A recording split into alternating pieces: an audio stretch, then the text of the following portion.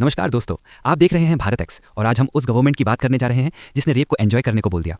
विधानसभा में ये नीचे हरकतें बस कर्नाटक की गवर्नमेंट ही कर सकती हैं। कर्नाटक की राजनीति में पिछले कुछ सालों में ऐसी घटनाएं हुई हैं जिन्होंने देश के लोकतांत्रिक ढांचे यानी डेमोक्रेटिक फ्रेमवर्क और महिलाओं के सम्मान पर एक गहरा चोट पहुंचाया है। जब हम विधानसभा की बात करते हैं तो हम एक ऐसे मंदिर की कल्पना करते हैं जहां कानून बनते हैं, जहां गरीबों की सुनवाई होती है और जहां हर नागरिक की मर्यादा यानी डिग्निटी की रक्षा की शपथ ली जाती है। मगर जब उसी सदन के अंदर एक सीनियर नेता जो खुद स्पीकर जैसे गरिमामय पद पर रह चुका हो, रेप जैसे घिनौने अपराध यानी हीनियस क्राइम को एक मजाक या सेइंग की तरह पेश करता है, तो यह सिर्फ उस नेता की व्यक्तिगत हरकत नहीं बल्कि पूरे सिस्टम की मॉरल बैंक्रप्सी को दर्शाता है। कर्नाटक कांग्रेस के नेता के.आर. रमेश कुमार का वो बयान when rape is inevitable lie down and enjoy it सिर्फ एक स्लिप ऑफ टंग नहीं था, बल्कि ये उस डर्टी पॉलिटिक्स का एक नंगा सच था जो हमारे समाज की जड़ों को खोखला कर रहा है। ये रिपोर्ट इस घटना के हर पहलू का, इसके पीछे की इंस्टीट्यूशनलाइज्ड मिसोजिनी का और कर्नाटक सरकार की कॉम्प्लिसेंट साइलेंस का एक इंटेलेक्चुअल विश्लेषण है। हम यहाँ सिर्फ एक बयान की बात नहीं कर रहे, बल्कि उस पॉलिटिकल कल्चर की बात कर रहे हैं जहां पावर और पैट्रियार्की मिलकर एक ऐसा माहौल बनाते हैं जहां महिलाओं का दर्द सिर्फ एक पॉलिटिकल टूल या ह्यूमर का जरिया बन जाता है। दिसंबर 2021 में जब कर्नाटक असेंबली का सेशन बेलागावी में चल रहा था, तब एक ऐसी स्थिति पैदा हुई जिसने पूरे देश की संवेदनाओं को झकझोर कर रख दिया।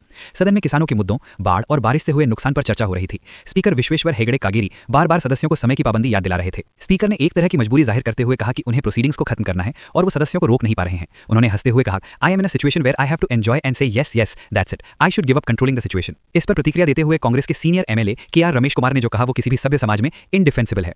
उन्होंने एक पुरानी कहावत का हवाला देते हुए कहा, see there is a saying when rape is inevitable lie down and enjoy it, that's exactly the position in which you are. इस घटना का सबसे भयानक पहलू ये नहीं था कि एक नेता ने इतना घिनौना बयान दिया, बल्कि ये था कि उस बयान पर पूरा सदन ठहाके मारकर हंसने लगा। स्पीकर कागेरी, जिन्हें हाउस का कस्टोडियन माना जाता है, उन्होंने इस बयान को एक्सपंज करने या तुरंत निंदा करने के बजाय जोर से हंसना शुरू कर दिया। ये हंसी डर्टी पॉलिटिक्स की सबसे बड़ी निशानी है। जब नेताओं को लगता है कि वो लॉ ऑफ द लैंड और सोशल मोरालिटी से ऊपर हैं, तो वो ऐसी हिंसा को नॉर्मलाइज करने लगते हैं। रेप एक ऐसा ट्रॉमा है जो एक महिला की रूह को तोड़ देता है, मगर कर्नाटक के इन नेताओं के लिए ये सिर्फ एक मेटाफर था अपनी राजनीतिक बेबसी को दिखाने का। जब ये वीडियो सोशल मीडिया पर वायरल हुआ और देश भर में इसकी थू-थू हुई, तब कर्नाटक कांग्रेस और रमेश कुमार ने वही किया जो हर डर्टी पॉलिटिशियन करता है, पहले डिनायल, फिर डिफायंस और अंत में एक हॉलो अपॉलॉजी। शुरुआत में रमेश कुमार बिल्कुल भी शर्मिंदा नहीं थे। जब मीडिया ने उनसे सवाल पूछा तो उन्होंने बड़ी ढिठाई से कहा, I have said nothing wrong, it's just a saying, you can derive any influence you want. ये उनका इंटेलेक्चुअल एरोगेंस था, जहां उन्हें लगा कि वो अपनी भाषा के जाल में इस घिनौने बयान को छुपा लेंगे। उन्होंने यहां तक कहा कि वो इस पर कोई टिप्पणी नहीं करना चाहते क्योंकि ये सिर्फ एक सेइंग है। लेकिन जब प्रेशर बढ़ा, नेशनल कमीशन फॉर वुमेन ने नोटिस भेजा और खुद कांग्रेस की सेंट्रल लीडरशिप प्रियंका गांधी वाड्रा और रणदीप सुरजेवाला ने ट्विटर पर इसकी निंदा की, तब जाकर उन्होंने एक फॉर्मल अपॉलॉजी दी। प्रियंका गांधी ने इसे इनएक्सप्लिकेबल और इनडिफेंसिबल कहा। मगर सवाल ये उठता है कि क्या ये अपॉलॉजी दिल से थी? रमेश कुमार ने अपने ट्वीट में लिखा, my intention was not to trivialise और make light of the heinous crime but an off the cuff remark. Dirty politics में ये ऑफ द कफ यानी बिना सोचे समझे वाला बहाना सबसे पुराना है। जब नेता पकड़े जाते हैं तो वो कहते हैं कि उनका मकसद वो नहीं था, मगर हकीकत ये है कि आपके शब्द वही निकलते हैं जो आपकी सोच में होता है। ये कोई पहली बार नहीं था जब रमेश कुमार ने ऐसी बात कही हो। उनका रिकॉर्ड दिखाता है कि उनकी मानसिकता में महिलाओं के प्रति एक गहरा अपमान छिपा हुआ है।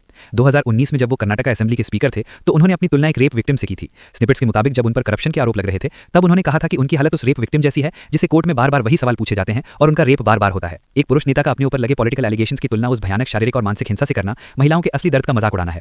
ये दिखाता है कि कर्नाटक कांग्रेस के अंदर ऐसी इनसेंसिटिव सोच को कितनी जगह मिलती है। डर्टी पॉलिटिक्स सिर्फ एक पार्टी तक महदूद नहीं है। स्निपेट्स बताते हैं कि कर्नाटक के पूर्व होम मिनिस्टर अरागा जैनेंद्र बीजेपी ने भी मैसूरू गैंग रेप के बाद कहा था कि ऑपोजिशन पार्टी उनका रेप कर रही है क्योंकि वो उन पर हमला कर रहे हैं। जब होम मिनिस्टर जैसे जिम्मेदार पद पर बैठा व्यक्ति ऐसी भाषा का इस्तेमाल करे तो समझ लीजिए कि कर्नाटक की राजनीति में महिलाओं की सुरक्षा कितनी नीचे प्रायोरिटी पर है। ये वॉट अबाउटिज्म का खेल डर्टी पॉलिटिक्स का सबसे बड़ा औजार है। जब कांग्रेस गलती करती है तो वो बीजेपी के पुराने बयान दिखाती है और जब बीजेपी गलती करती है तो वो कांग्रेस को घेरते हैं, मगर इस बीच महिलाओं का सम्मान और उनकी सुरक्षा कहीं खो जाती है।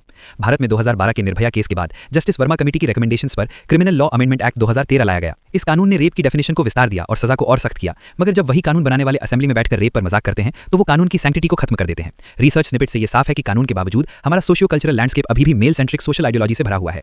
रमेश कुमार जैसे नेताओं के बयान इस आइडियोलॉजी को और मजबूत करते हैं। जब एक नेता कहता है एंजॉय इट, तो वो इंडायरेक्टली उस विक्टिम ब्लेमिंग कल्चर को वैलिडेट करता है जो महिलाओं को ही उनके साथ हुई हिंसा का जिम्मेदार ठहराता है। ये कॉन्ट्रडिक्शन डर्टी पॉलिटिक्स का सबसे बड़ा इंटेलेक्चुअल फेलियर है। एक तरफ हम प्रोग्रेसिव लॉस पास करते हैं और दूसरी तरफ उन्हीं लॉस की स्पिरिट को असेंबली फ्लोर पर कुचलते हैं। रमेश कुमार का बयान उस कल्चर ऑफ मिसोजिनी का हिस्सा है जो जेंडर रिवोल्यूशन को इंपॉसिबल बनाता है। जब एक सीनियर लीडर ऐसे शब्द बोलता है तो उसका असर सिर्फ उस कमरे तक नहीं रहता, उसका असर उस हर लड़की पर पड़ता है जो राजनीति में आना चाहती है, या उस हर विक्टिम पर पड़ता है जो पुलिस स्टेशन जाने से डरती है। जब लेजिस्लेटर्स हंसते हैं तो वो पूरे समाज को ये मैसेज देते हैं कि rape is not that serious, it's just another topic for banter. Dirty politics तब और गंदी हो जाती है जब नेता भाषा का उपयोग वेपन की तरह करते हैं। When rape is inevitable lie down and enjoy it, ये सिर्फ एक सेंटेंस नहीं है, ये एक डिफीटिस्ट और ऑप्रेसिव फिलॉसफी है। ये बताता है कि पावरफुल लोगों के सामने सरेंडर कर देना ही एकमात्र रास्ता है। ये सोच हमारे देश के कॉन्स्टिट्यूशनल मोरालिटी के बिल्कुल खिलाफ है। एनसीडब्ल्यू और कई महिला संगठनों ने इस पर सख्त ऐतराज जताया। उन्होंने कहा कि एक लॉ मेकर का ऐसा सोचना ही शेमफुल है, मगर कर्नाटक सरकार ने उन पर कोई डिसिप्लिनरी एक्शन नहीं लिया, माफी मंगवाकर उन्हें छोड़ दिया गया क्योंकि वो पार्टी के लिए स्ट्रांग मैन है। ये पॉलिटिकल सर्वाइवल की भूखी डर्टी पॉलिटिक्स को जिंदा रखती है। कर्नाटका कांग्रेस सरकार ने इस घटना को एक आइसोलेटेड इंसिडेंट की तरह ट्रीट किया, मगर क्या ये वाकई आइसोलेटेड था? जब स्पीकर हंसते हैं, जब बाकी एमएलएस चुप रहते हैं, तो वो पूरा इंस्टीट्यूशन फेल हो जाता है। डर्टी पॉलिटिक्स यहाँ इस तरह काम करती है। Protecting the assets. Ramesh Kumar एक सीनियर नेता है, उनके पास वोट बैंक है, इसलिए पार्टी उन पर एक्शन लेने से डरती है। Diluting the gravity. इस घटना को इंडिफरेंट एंड नेग्लिजेंट कमेंट कहकर हल्का कर दिया गया। मीडिया सेंसेशनलिज्म का बहाना। नेता अक्सर मीडिया को ब्लेम करते हैं कि वो बात को सेंसेशनलाइज कर रहे हैं, मगर जब आपने कहा ही गलत है तो मीडिया को ब्लेम करना सिर्फ एक डिफेंसिव टैक्टिक है। असेंबली में महिला विधायकों यानी एमएलएस की मौजूदगी के बावजूद तुरंत कोई बड़ा विरोध नहीं हुआ। बाद में कांग्रेस एमएलए अंजलि निंबालकर ने ट्वीट करके कहा कि हाउस को पूरी वुमेनहुड से माफी मांगनी चाहिए, मगर सदन के अंदर उस वक्त की खामोशी बहुत कुछ बयान करती है। डर्टी पॉलिटिक्स का एक भयानक पहलू यह भी है कि महिला नेताओं को भी पार्टी लाइन फॉलो करनी पड़ती है, चाहे उनके सेल्फ रिस्पेक्ट पर कितनी भी चोट क्यों न पहुंचे। एक तरफ कांग्रेस के बड़े नेता दिल्ली में महिला सुरक्षा पर बड़े बड़े भाषण देते हैं और दूसरी तरफ कर्नाटका में उनके नेता ऐसी भाषा बोलते हैं। ये डबल स्टैंडर्ड ही डर्टी पॉलिटिक्स की पहचान है। जब तक नेताओं को पता है कि उनका करियर उनके कंडक्ट पर नहीं बल्कि उनकी लॉयल्टी पर निर्भर करता है, तब तक ये गंदगी साफ नहीं होगी। स्निपेट से ये साफ है कि रमेश कुमार को चूज माय वर्ड्स केयरफुली हेंसफोर्थ कहने पर मजबूर किया गया, मगर उनकी सोच बदलने का कोई प्रयास नहीं हुआ।